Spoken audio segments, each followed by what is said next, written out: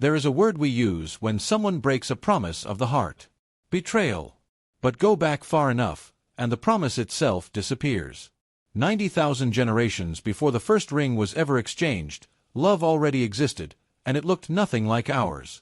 Imagine a band of 30 people crossing a grassland with no fences, no doors, no locks. You slept close enough to hear everyone breathe. There was no room in that life for a secret. Not because people were more honest, but because privacy itself hadn't been invented yet. A partner wasn't property. A partner was a choice someone kept making, night after night, for as long as they wanted to. And still, something in us reached for permanence. Out of every 100 mammal species on this planet, barely 3 or 4 bother forming anything like a lasting bond between mates. Humans are one of the strange few who do. We are, by nature, creatures who fall hard and often. But hard is not the same as forever. Look at the Hadza, hunter-gatherers in Tanzania today, still living close to the way our ancestors did. When anthropologist Frank Marlowe studied their relationships, he found only about 1 in 5 adults stayed with a single partner for life. Everyone else did something different. They bonded, raised a child through the hardest years, and then, often, moved on. And more often than not, it was the woman who walked away first, child on her hip, toward a new fire on the other side of camp. Nobody stopped her. Nobody could. This wasn't a marriage collapsing. It was a system that never promised forever to begin with. Winning a partner, meanwhile, was no small task. A young man couldn't simply ask. He moved in with the woman's family and worked, hunting for them, season after season, proving himself in meat rather than words. Her parents watched. She watched.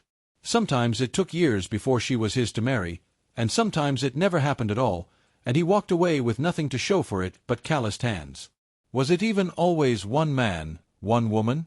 Anthropologist George Murdock studied more than 1,000 human societies and found that in roughly 8 out of 10 of them, a man was permitted more than one wife, usually a skilled hunter or a respected elder, someone capable of feeding 2 households instead of 1. Often the 2 wives were sisters, sharing a single hearth. Still, this was the privilege of a few. Most men, across most of human history, were lucky to keep even one partner, and luck had very little to do with it. Ability did. Among the Ache of Paraguay, still living partly by foraging, the best hunters fathered nearly twice as many children as average hunters, both inside their marriages and outside them. A man who returned to camp empty-handed too many times might never be chosen at all. Skill wasn't romantic. Skill was survival, and survival was what women were choosing for their children. None of this made ancient love peaceful. Quite the opposite. You fell for someone while sleeping within arm's reach of every rival you had. Anthropologists Martin Daly and Margot Wilson, studying the roots of human violence, found one motive appearing again and again at the top of the list: sexual jealousy. A missing partner at dawn. A glance held too long. In a world with no walls, there was nowhere for that kind of secret to hide, and it didn't always end quietly. And yet love, real aching love, was everywhere.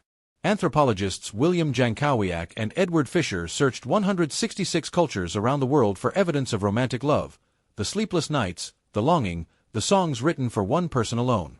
They found it in 147 of them. That feeling didn't begin with you. It was already ancient before your great-great-grandparents were born. So why didn't everyone simply pair off and stay that way? Because a human baby is, biologically speaking, a disaster. Our oversized brains meant babies had to be born early, helpless, unable to walk, unable to feed themselves, needing constant care for years rather than months. No 2 people alone could reliably keep a child fed, warm, and safe through that stretch. Historically, nearly half of all children never reached the age of 15. An extra set of hands wasn't a comfort. It was often the difference between a child who lived and one who didn't. Some societies took this idea to its logical extreme.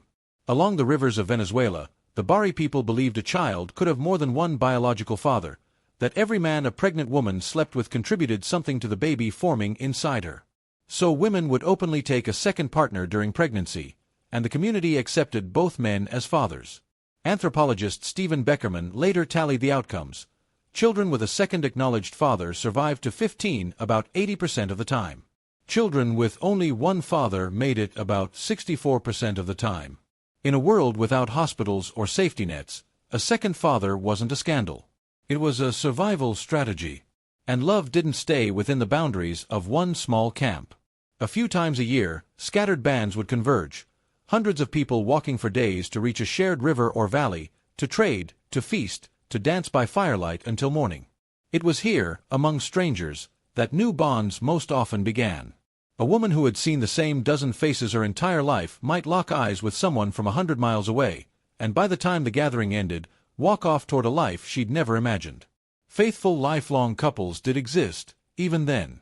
An old man and an old woman who had shared one fire for 50 years were remembered, pointed out to children the way we still point out a couple married 7 decades later. But that's precisely the point. They were remarkable because they were rare. They were the exception the whole camp could name, not the rule everyone lived by. So were our ancestors capable of loyalty? Absolutely. Were they built for a single partner, for life, without exception? No, and pretending otherwise erases most of what actually kept our species alive. They loved deeply and they loved again. They shared the burden of raising children across more than 2 sets of hands. They crossed rivers and mountains chasing a feeling that had no name yet, but that we would recognize instantly. The picture of one faithful couple at the dawn of humanity, undisturbed and eternal, that picture belongs to a much later, much smaller slice of our story. What they actually carried, restless, jealous, tender, unwilling to be alone, is still carried in you.